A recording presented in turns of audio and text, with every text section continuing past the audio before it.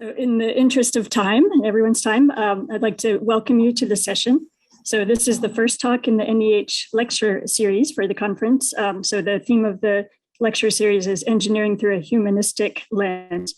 And I'm Jen William. I'm professor of German and the head of the School of Languages and Cultures. It's really a pleasure to introduce today Dr. Jennifer DeBoer, who is an associate professor of engineering education at Purdue. Her research specializations include education and economic development, educational technology, online learning, quantitative research methods, and of course, international engineering education.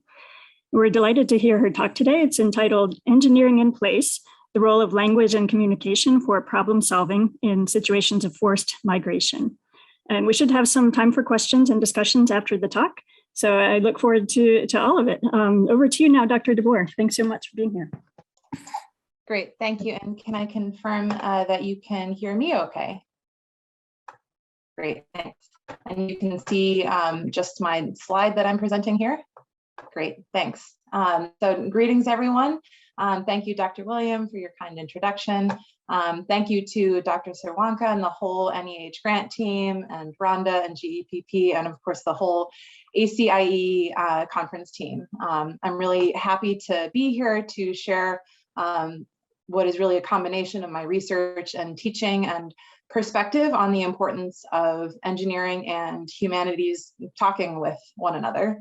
As a note, I think there is probably the capability to drop questions into the chat, so feel free to do so as I'm going through the talk, but I'll look to answer them at the end, and I think Dr. William will have a little bit of time for discussion, so I'll start with those at the end. Thanks. As Dr. William mentioned, I've called the talk Engineering in Place, as I will focus on the particular example of engineering and technical problem solving and the communication required to problem solve, specifically in settings of displacement. I'll talk about my group's work localizing engineering learning to a host of linguistically diverse learners who are experiencing displacement of different forms.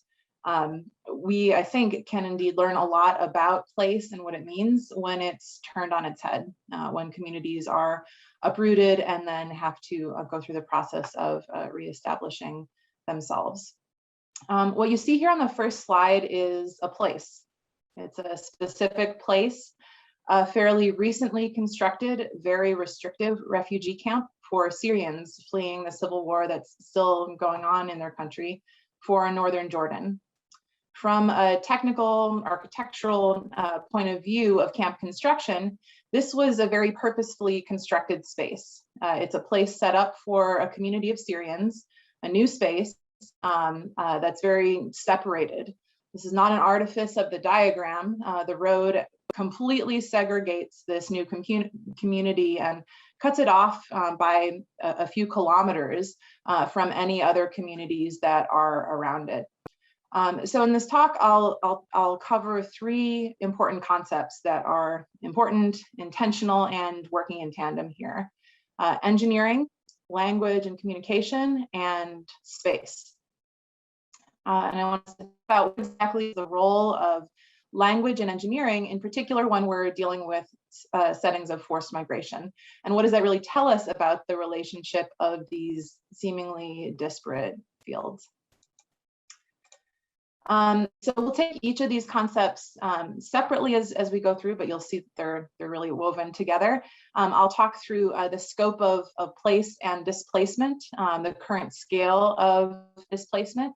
I'll use examples from both my group's research and the classes that we have worked on with communities to conduct engineering learning opportunities. I'll talk about the multiple roles that language can take on in context of migration. And I'll talk about what engineering does and what it could look like. All in all, what are the roles of language in engineering? And the punchline, spoiler alert, is that I would propose that this role is completely interwoven and endogenous, that language and engineering are both community assets, and not that language is to speak crudely, useful only as like an instrumental tool in getting engineering done, or vice versa. But that these are both unique assets that are specific to communities that are integrated and inextricable. So place, really displacement, can look like many different things. When I've given talks before about our localized engineering programs in context of displacement, I've started out with these statistics that show the variety and types of displacement. So to provide a sense of scale or a benchmark, I will typically note that at the turn of the millennium in 2000, or really at the start of 2001, what the UN High Commission on Refugees, UNHCR, what they call people of concern. These are the multiple different groups of people with different experiences that have forced them from their home. At the beginning of 2001, there were about 20 million of these people of concern. And so I'll ask audiences, and I'll ask you to do this just with me right now, to think about in the approximately 20 years since then, how much has this grown? From 20 million in the beginning of 2001 to now. Is it another 10 million? Has it doubled? Is it more than doubled? So just hold that number in your head. And so I'm going to show you a slide from 2018. So the number was 68 million. So from 2000 to 2018, this grew to forcibly displaced people around the world, being approximated at about 68 million people. So this is a slide from 2018 when our work was starting, when I was starting to give these talks.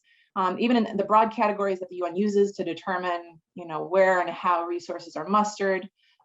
Overall, this is about 70 million people. And so then the next slide I'll show you is from 2019, and you'll notice that in just a year, more than 2 million additional people were displaced. And so now I'm coming to realize that, we're updating these numbers at the end of every year. So again, now we're at the beginning of 2021 for the current figures. The crises have continued to grow, but also the scale of responses have grown. I would argue that the broader public is much more aware, more resources are being focused on responding to the various crises. So given that, what do you think those numbers are now? What is my new slide for this talk going to be? So at the beginning of 2021, we have over 80 million people, according to the UN statistics, who are forcibly displaced worldwide as a result of conflict, persecution, human rights violations, violence, etc. This is more than quadrupled since 2000. And this despite drastically increased coverage, response, and resources put towards a variety of fixes that have been put forth for this issue. So right now, humanity is witnessing the highest levels of displacement on record, including scores of refugees, internally displaced people, and asylum seekers. Now, the top sending countries from which people are experiencing displacement and are forced to move are Syria, Venezuela, Afghanistan, South Sudan, and Myanmar. And these account for about 2/3 of people who have been displaced across borders. And as I've said the names of these sending countries, you can perhaps recall kind of spikes in news coverage and in media coverage of these crises. All of the ones that I've just mentioned are in fact still ongoing, despite the fact that there may not be as much media coverage of Myanmar or even Syria right now. What are typically presented and indeed treated as temporary emergencies are actually prolonged or what are called protracted crises of over 5 years, and really are no longer just an emergency. At the same time, nearly half of forcibly displaced people are children under the age of 18. The average stay in a refugee setting is about 20 years. So again, not a temporary emergency setting, but really an environment where these are newly rooted communities that have been forced to move from one place and migrate to another, and are in the process of creating and building new communities, not just temporary shelters. And you can perhaps predict what even the next spikes will be on this same graph if we look forward to 2022, since we have yet to see a decrease due to a successful approach or response to forced migration. Increases from Ethiopia, from Central America, from Afghanistan. And you'll note too that in all the sending countries that I'm mentioning, that these represent a diversity of languages of sending countries, a diversity of languages and cultures and histories. So the scope of forced displacement of communities around the world is huge and growing.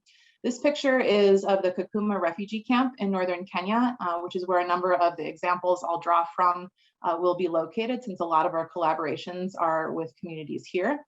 In this picture, you can kind of see that there are actually different neighborhoods. So when a community is displaced and uprooted, it's in a sense cut off from the sending country, but still it carries with it its histories, its language, and its culture.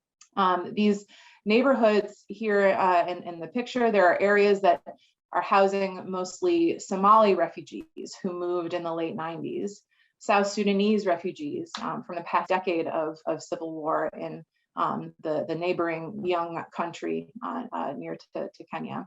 There are Ethiopians from the early 90s and in growing numbers from more recent violence. And the Ethiopian conflict alludes to the complexity of language. So I'm using, Ethiopia as a shorthand for about 90 different languages that are spoken in Ethiopia. And the conflict itself has concentrated on particular language families being displaced. So displacement is coming to look like a much more linguistically diverse set of communities that are moving. Another facet of displacement, this picture is a camp whose diagram I was showing at the beginning. You saw earlier in the diagram that this camp is really separated, purposefully set apart from existing community and infrastructure.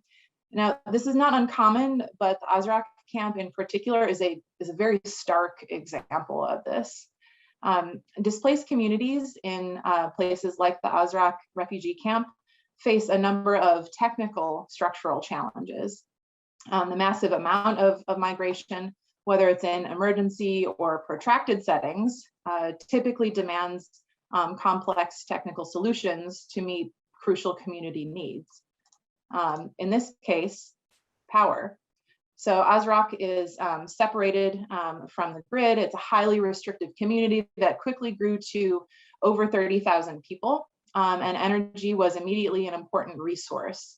And when technical issues arise, for instance, the Azraq camp needing an immediate and consistent source of power, solutions are often brought in from an external donor or a humanitarian assistance provider.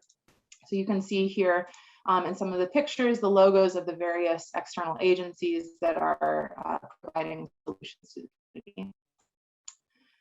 So engineered solutions are often delivered from outside of the displaced community, often to some benefit of other stakeholders as well, whether corporate for-profit entities or host governments.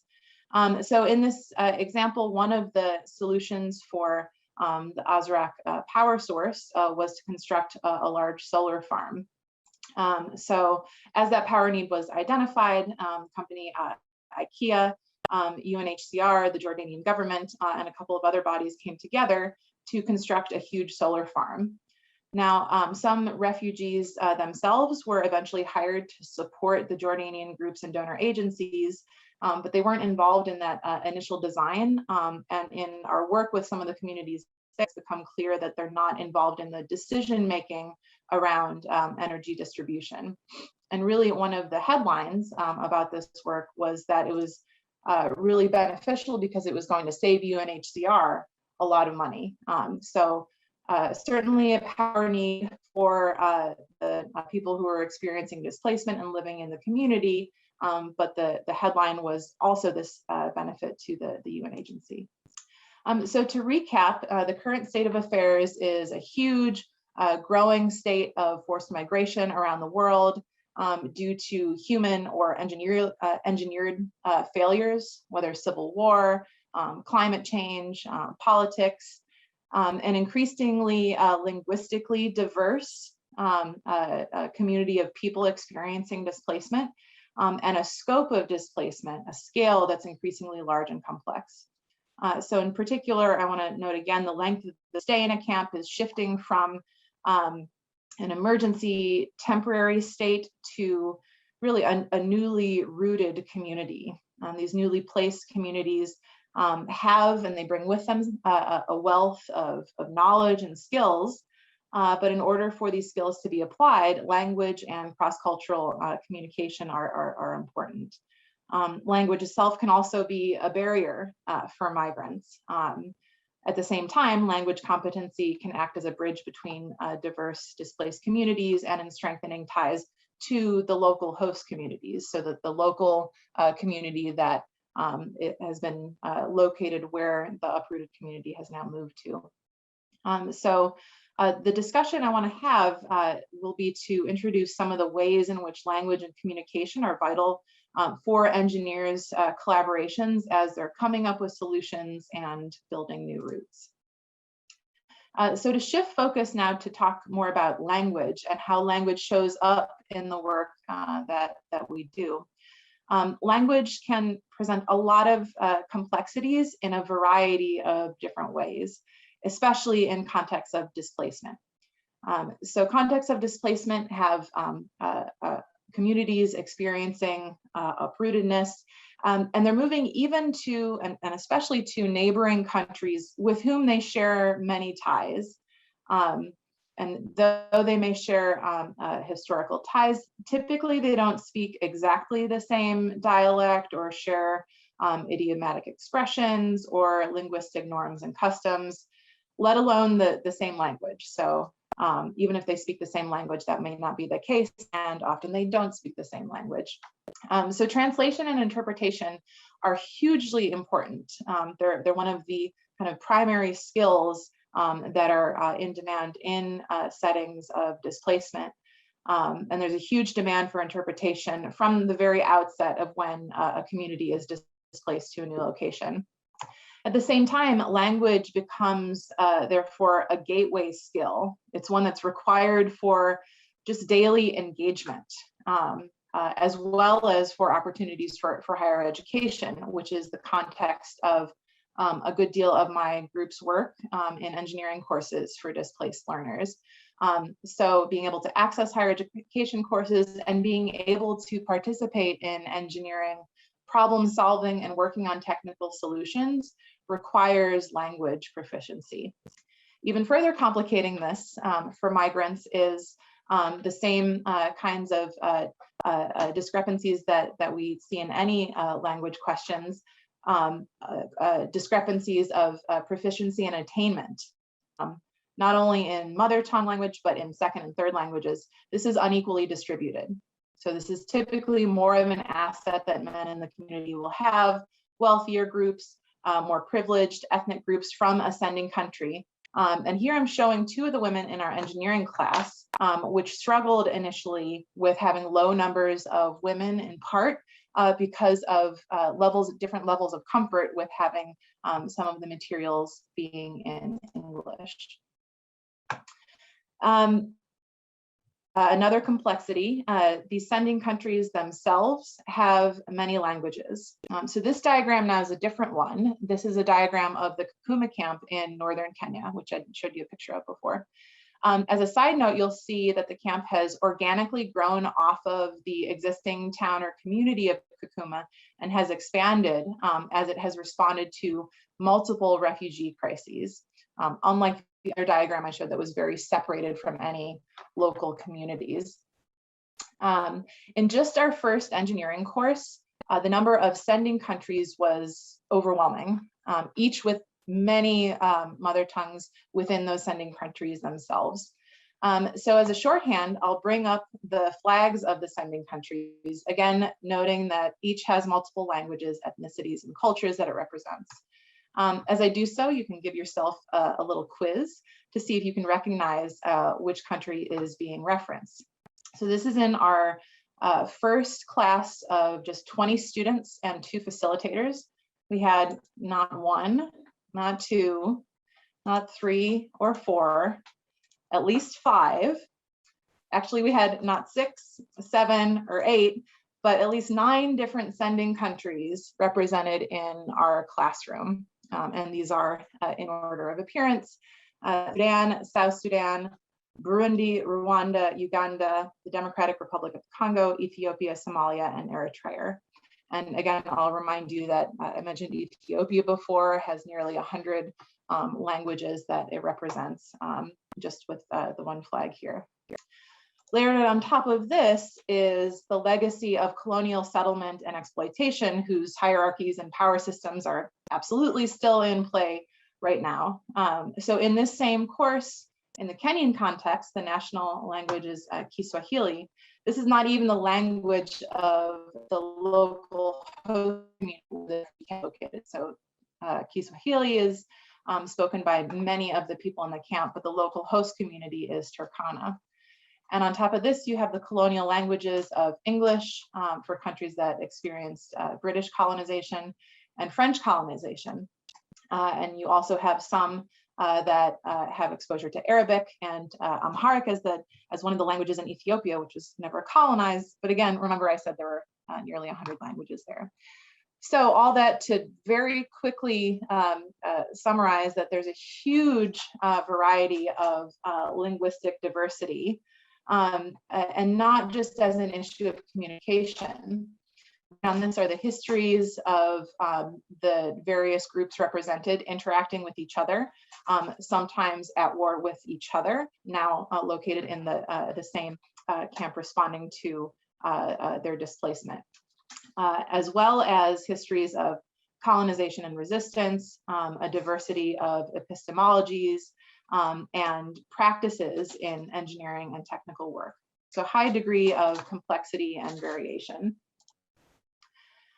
So displaced communities have this complexity that they're dealing with, but they have a wealth of knowledge and skills at the same time, with language being one of the biggest assets that these communities have that they're bringing with them. In order for these skills to be applied, language and cross-cultural communication are vital. Importantly, recognition of the languages of people experiencing displacement as an asset became a vital multiplier in the experiences of the engineers in our classroom. So thinking of language as along with this engineering or math simile, language became a multiplier for us. It expanded the potential of the engineering perspectives that we had in our classrooms, the approaches, the ways of knowing, thinking, learning, and doing. So having language both as a competency and as a way of adapting to the community served as a bridge in this example and in a number of other examples in our class. It served as a bridge between different members of our team and the displaced communities, as well as between the displaced communities, strengthening ties to the host communities. In this picture, translation became both a community building and way of transferring class ownership and power to a peer facilitator in one of our engineering classes. So this shows one of our Purdue team members who asked one of the students in class to translate as a collaborative exercise. And in so doing, he found out that the engineer had some experience with working with microcontrollers, with Arduinos. And as a result, the student then took on the role of peer leader and subsequently as class facilitator in subsequent classes that we were able to then run. So the community's linguistic and engineering resources, when they're recognized and fostered and allowed to be seen as the assets that they are, can become real important tools. So in this case, the example of how and why focusing on a displaced community's assets was important allowed our group to come together and recognize refugees not as a population that's in need or dependent on external solutions, Instead, this is the same student who then became a peer facilitator, who helped to implement this class. He wasn't only helping when our team was working at a distance. His engineering solutions that he came up with were more relevant and meaningful to the community. So in the refugee context, where displaced people have little control over even their time or decision making, engineering becomes a vehicle to recover a sense of agency in this way. The student, for example, identified that in the UNHCR provided shelters, there weren't any existing fire alarms in the standard issue housing. So given both his knowledge of the community's cooking practices and an intimate care about families in the camps, knowing that in a nearby camp there had been a fire that claimed the lives of 2 families, this led the facilitator to developing his own engineered product, which was a specialized fire and gas alarm that could cover individual housing units, which he then piloted into a business.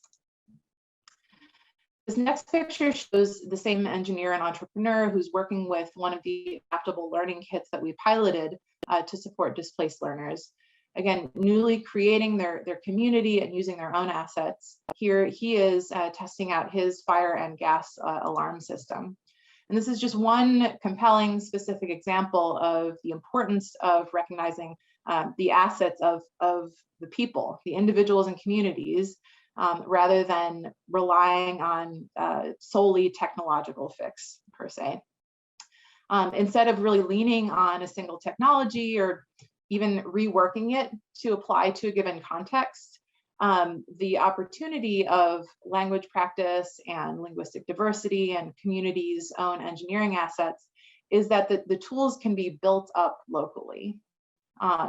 Having an asset-based program is really an opportunity for marginalized communities to be in the lead, to be at the center and not on the margins looking in.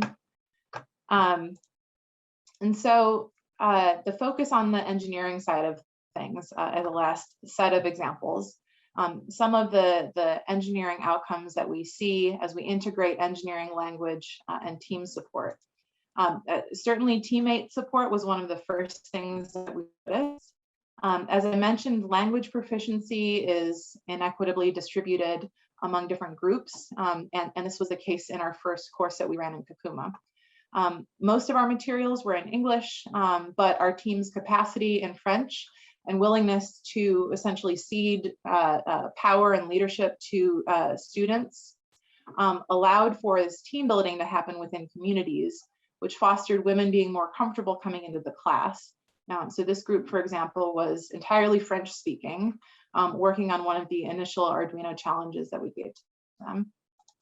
And then because one of the women who was encouraged to be part of this group had a huge amount of skill and perseverance, she subsequently became a facilitator. So she's here on the left, leading one of the classes that was run the next year. So she becomes then an amplifier as a woman leader, a respected teacher, and a role model for other new women students in subsequent runs of the class. In addition, another benefit, of course, is stronger engineering solutions when you have multiple perspectives. So here you see one of the groups where each engineer was displaced from a different country in the Great Lakes region of Africa. They each brought a variety of novel ideas with them for small-scale green gardening and infrastructure here in their model around the Learning Hub. So they provided their perspectives, each unique, about sustainable agriculture, food security, and integrating this with the building and a novel approach to the Learning Hub construction. And as another, of course, positive outcome, engineers are prepared and attuned to job preparation for the local economy. So one of our engineering students who's shown here on the left testing and on the right having ultimately constructed a small-scale wind turbine that was identified as a viable source of power in what is a really flat, windy Kakuma. Was tested and then implemented on the right here, and was shown to be a viable source of power for the local learning hub. So by being attuned to language and place, engineering is really very efficient. It provides an efficient source of technical workforce for Kenya, for Jordan, for the US, and many of the places that are hosting people experiencing displacement have a need for a larger technical workforce that can immediately meet market needs. But I want to move beyond this this reasoning, because that's kind of already out there. That's all well and good. So beyond this reasoning of language kind of at the service of engineering teamwork or providing diverse perspectives or job creation, language and engineering together both serve as a kind of glue for community building and for peace building. So here you see engineering learners from multiple generations and actually from two disparate communities from Syria working on an introductory building challenge.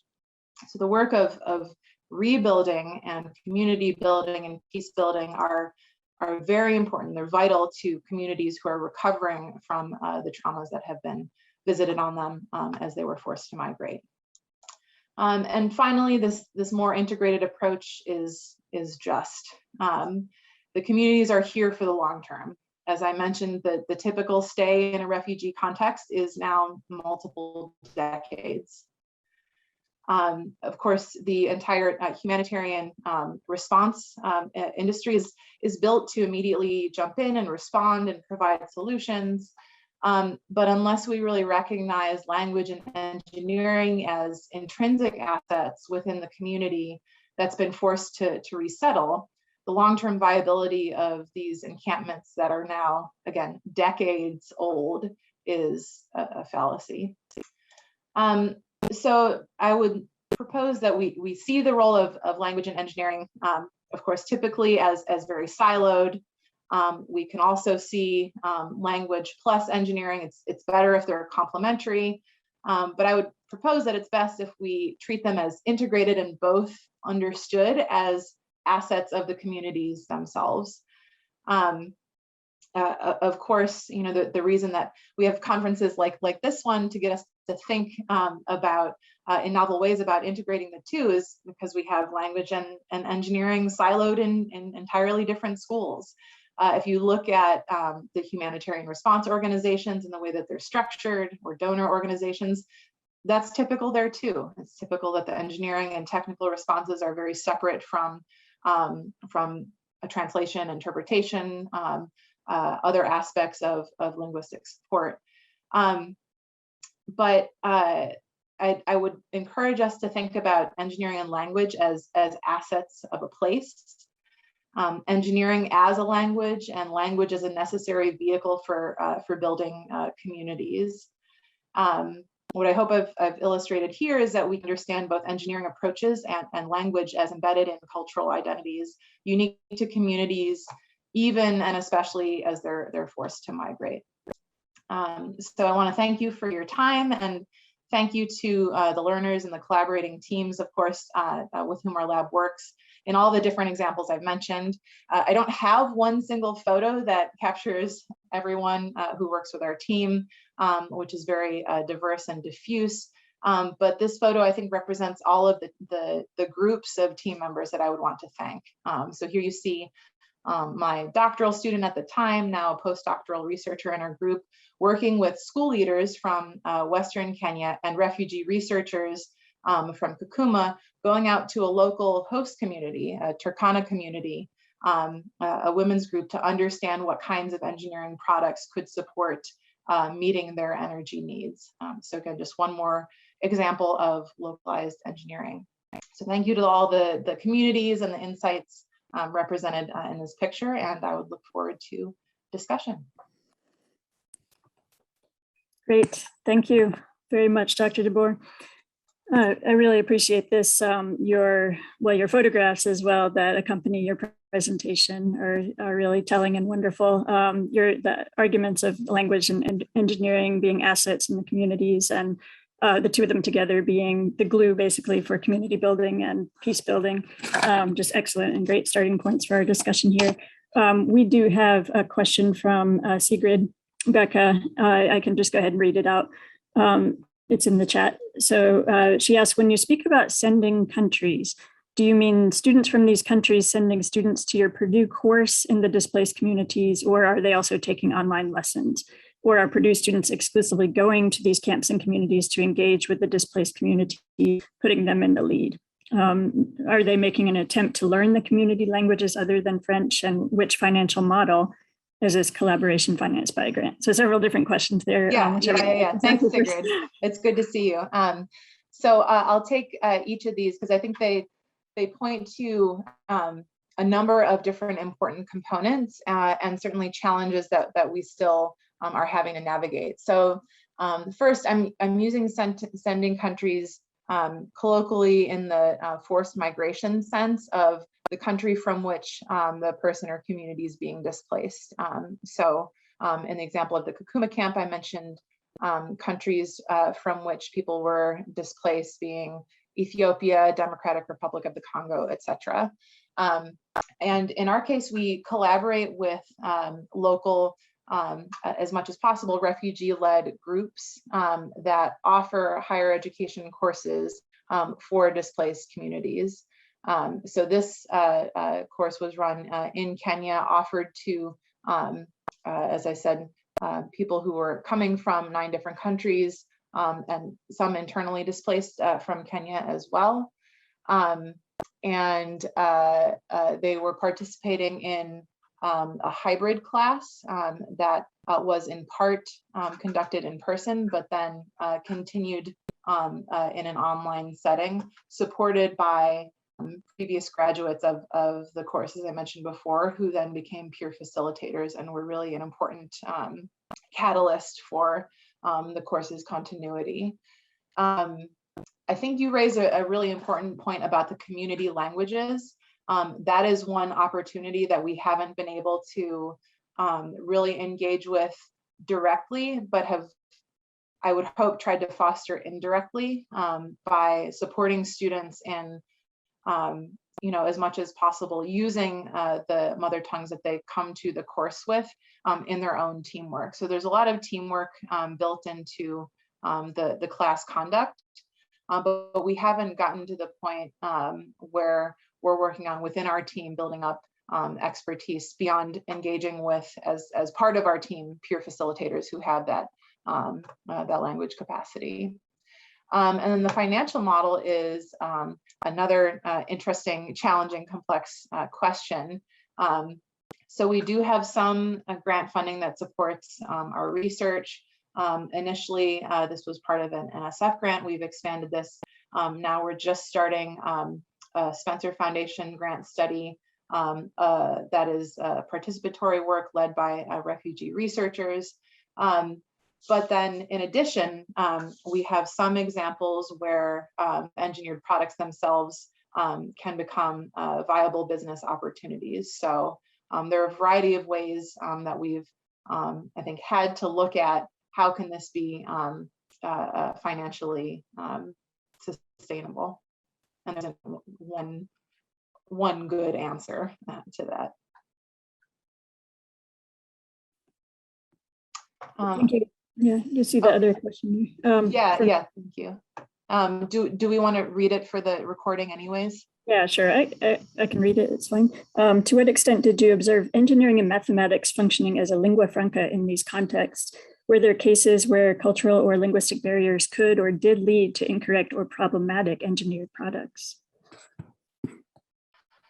So let me take the first one first. I think the engineering and mathematics, I would say it was interesting to see kind of the opposite in terms of being a lingua franca. I think seeing different approaches to engineering, different levels of experience and preparation and exposure to math and problem solving, really not being a lingua franca, but more, as I said, being assets unique to each of the communities, cultures, educational systems from which each of the learners was coming. That was more of there was more variation and opportunity to share a diversity of assets rather than that being a language in which students communicated.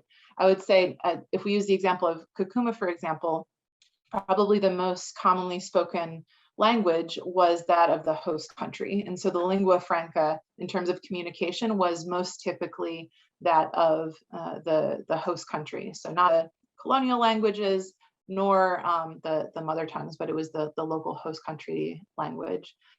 In cases where cultural or linguistic barriers, I think, so one of the important, one of the three important keystones of our course is the engineering design process.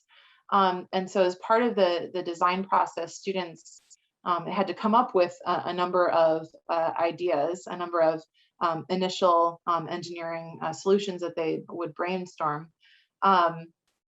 And really that was the level where you might see, sort of wild or out of the box ideas that might not work. But then the teams went through a process together to then hone in on more viable solutions. So I would say it wasn't so much problematic as a source for, kind of an initial state of a spectrum of, simple to very wacky ideas that is part of the engineering design process that necessarily happened at the beginning.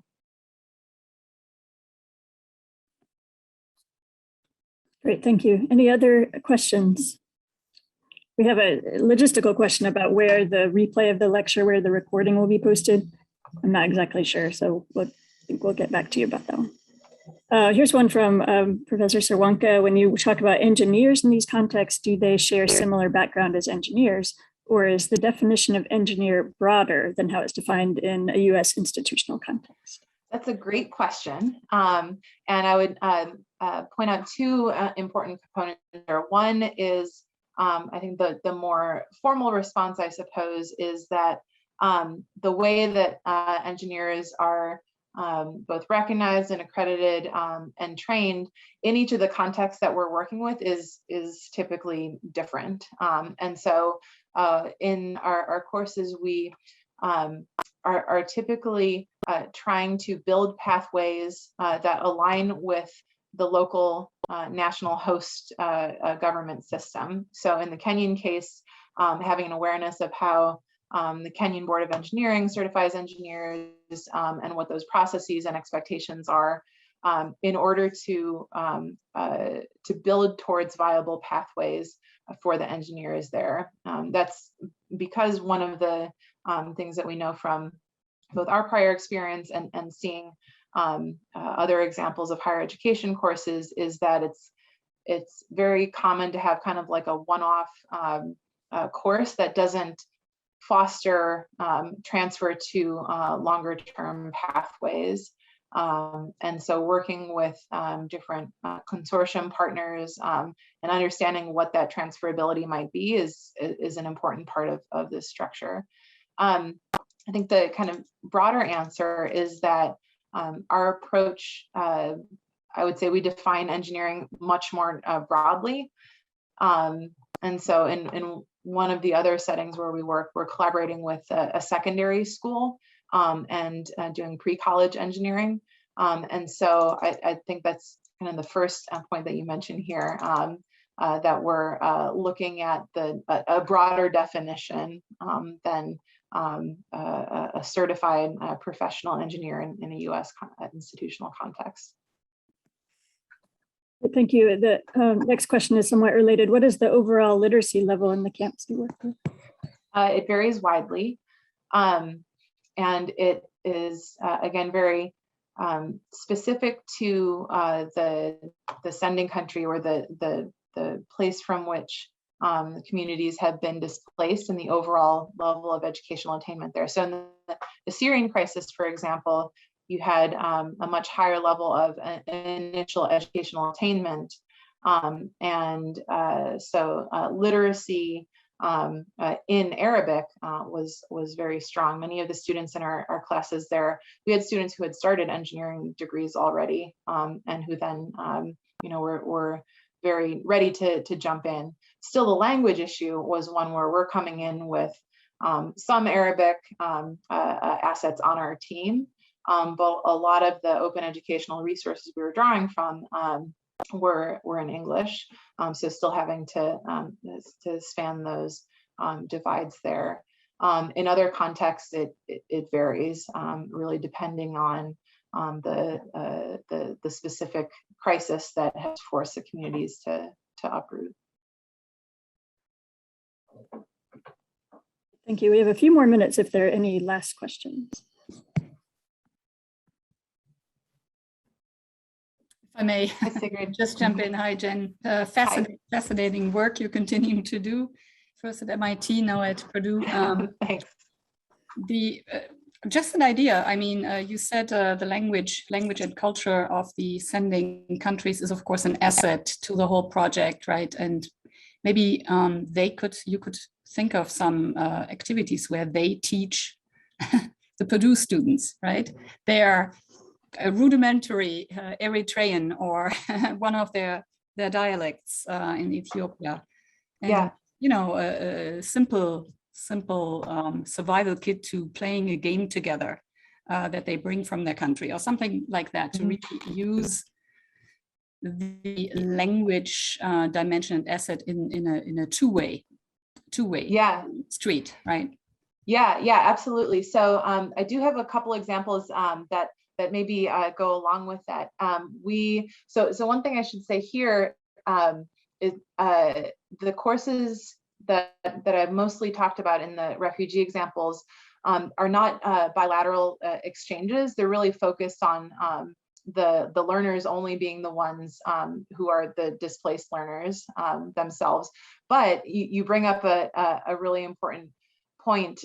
In one of the other contexts where we work in Western Kenya, we host a study abroad where Purdue students go and collaborate with younger students at the secondary school I mentioned. And we did that, what you've just mentioned, one time where we reversed the roles and had the students there at the secondary school teaching Kiswahili. And it was both very funny, but also humbling and interesting for a variety of reasons. And I think the Purdue students really valued even starting to be able to get some exposure to rudimentary Kiswahili. So yeah, I think there's a whole host of opportunities for us to do a better job in a variety of ways of capitalizing on some of the languages that are spoken more widely like Swahili, or even doing other activities that could forefront some of the very unique mother tongues that all of our students speak.